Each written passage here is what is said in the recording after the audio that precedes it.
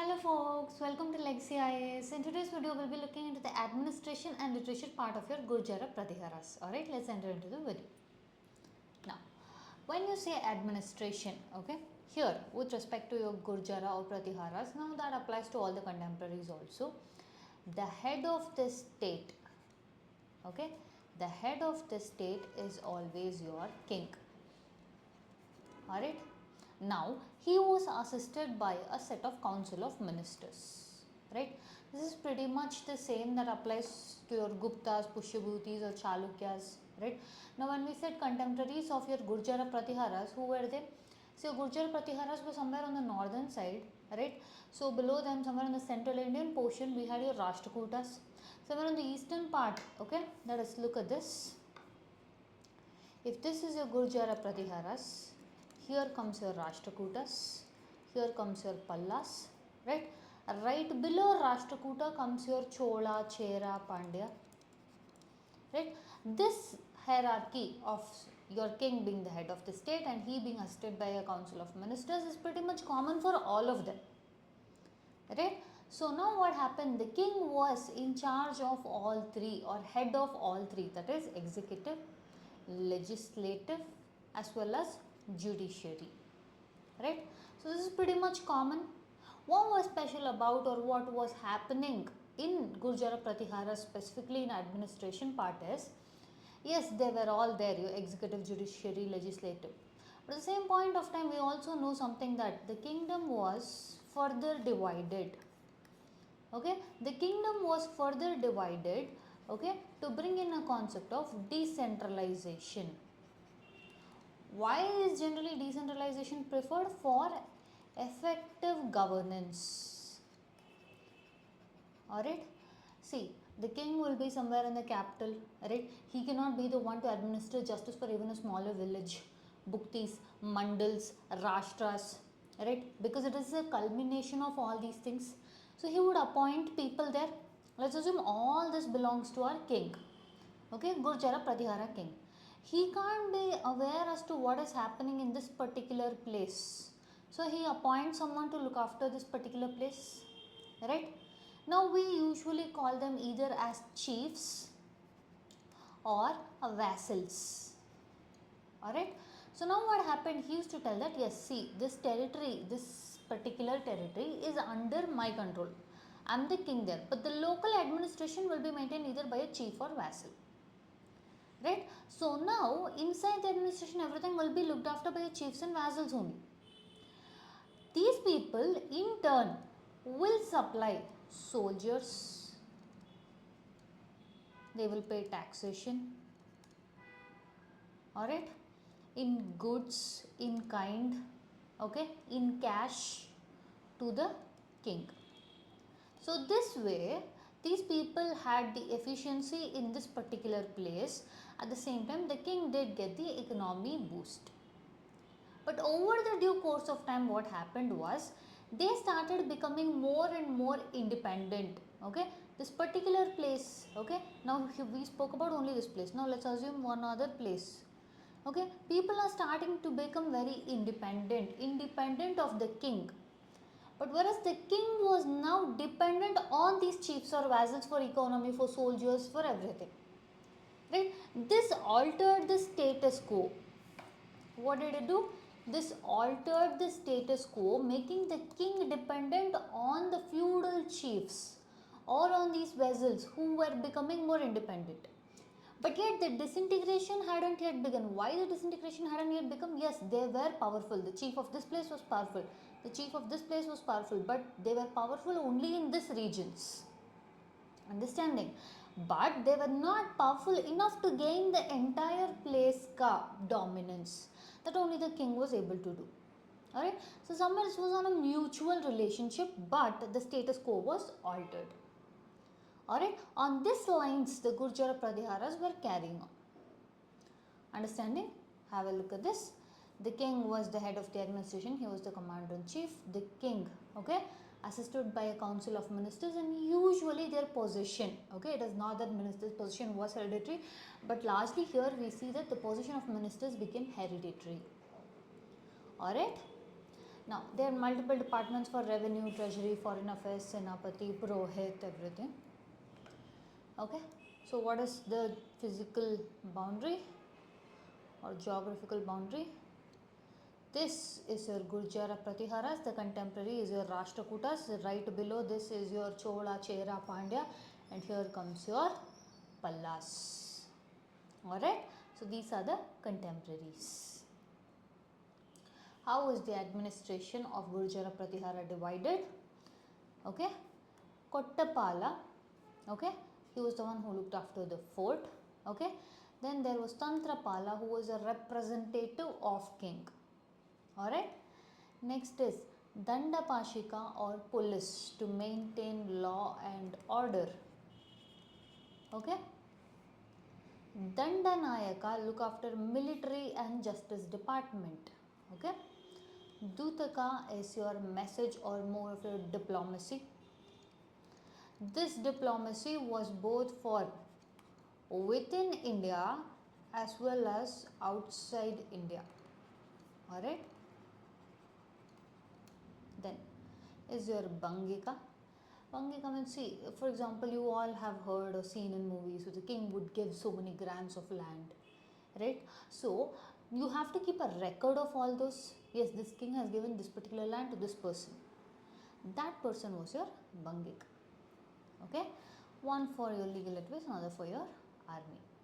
Okay, now the king adopted elaborate titles in your Gurjara Pratiharas. He adopted titles such as Parameshwara, Maharaja, Adiraja, Parambhattaraka. Okay, they adopted elaborate titles. Okay, remember we spoke that there are certain chiefs and vassals. The vassals were also called as samantas. Okay, they were nothing but people who would assist in military aid for the king in time of need during a war. Alright, moving on. The state was divided into bhuktis. The bhuktis were further divided into mandals. Alright, now these mandals comprised of both cities as well as villages, which meant the economy was different. Alright, you all know generally how the economy from city and your village is different. Your village will be somewhere mostly focused on your primary sector and secondary sector, whereas a city is where highest concentration of tertiary sector is there. Right? So economy is different, which means the way of administering them is also very different. To administer that, here we see the presence of guilds or shrenis. Okay? Because it has both cities, so we need a separate set of laws to administer, separate way of organization and administration rather than compared to your primary production areas. So the mandala was also looked after by your guilds or shrenis. They were the one who were trying to create a law to a particular kind of economy. Alright, uphold the same thing. Alright, next is your samantas. As we have discussed, they are the ones who used to provide military aid. Alright, they were also called as Mahasamanapati or Mahapratihara. Okay, now we said in mandalas there is also village, city. City pe we saw guilds or shrenis. Village pe it is usually the village elders, right? Now each family would send a representative, right? So it would be a village council. Among them they would choose one village headman, right? The village headmans, okay, they would be taking important decisions for the village. Okay, so pretty much the difference in your city and village. Okay, the village elder was called as Grama Mahajan or Grama Mahamatara. Okay, they would assist the village headman. Okay, now this is what we spoke about. Trade guilds are nothing but in cities we use shrenis. Look at this. As and when time progressed, the king started becoming more dependent on the feudal chiefs, vassals, samantas. They started gaining more independence, the king started gaining more dependence. Status quo was altered, but still, king still maintained the king. Right? King still was the king. At the same time, they still were the feudal chiefs, but with altered status quo. That is a very important thing you have to know with respect to your Gurjara Pratihara administration. Alright? a rise of small principalities and self-sufficient villages. How self-sufficient villages? Because that particular feudal chief or vassal or samanta was making sure that that particular place, whichever is coming under him, will be more dependent on him, and he took more effective policies there. Alright. Now, the state was secular during the period of your Gurjara Pratiharas, which means what? Your politics and religion was separate. Alright.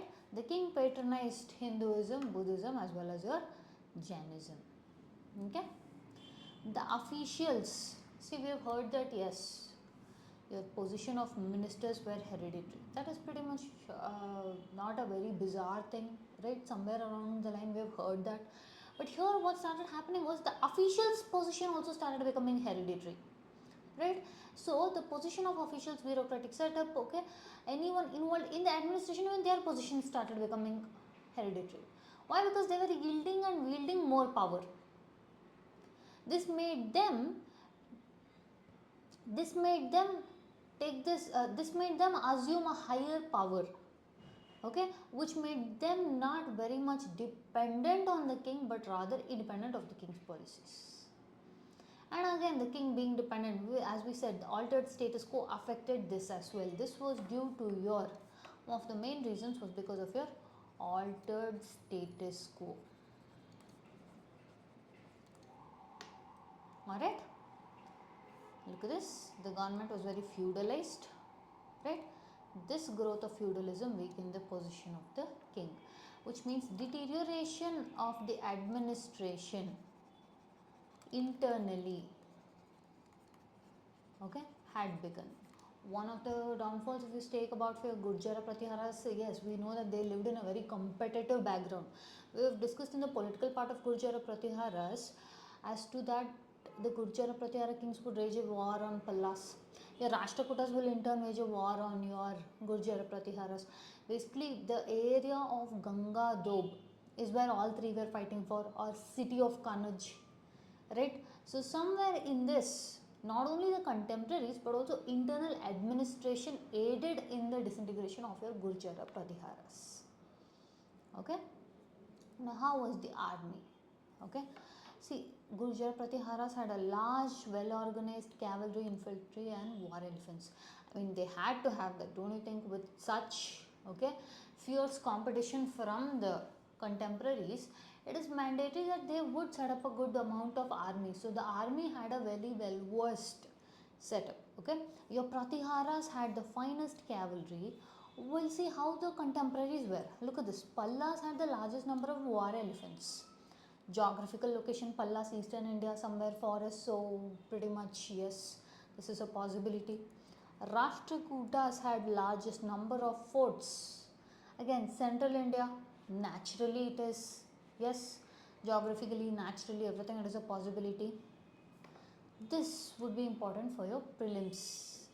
Alright.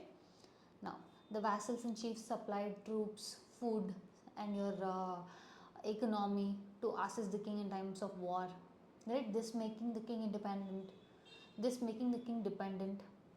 right? Now, look at this. The administration was divided into Rashtra, which was looked after by Rashtrapati. Further, Rashtra was divided down into Bhukti, which was looked after by your Uparika. Further, the Bhuktis were divided into Mandalas. Here is where we speak that, okay, city as well as village together comprised your Mandala. It was looked after by Visayapati. Then comes your Patala, which is nothing but a cluster of villages. It is looked after by Bhupati. Then individual village, if you take out its village headman. This is very important from your prelims perspective. Alright. Next, how was the literary activity during the period of your Gurjara Pratiharas?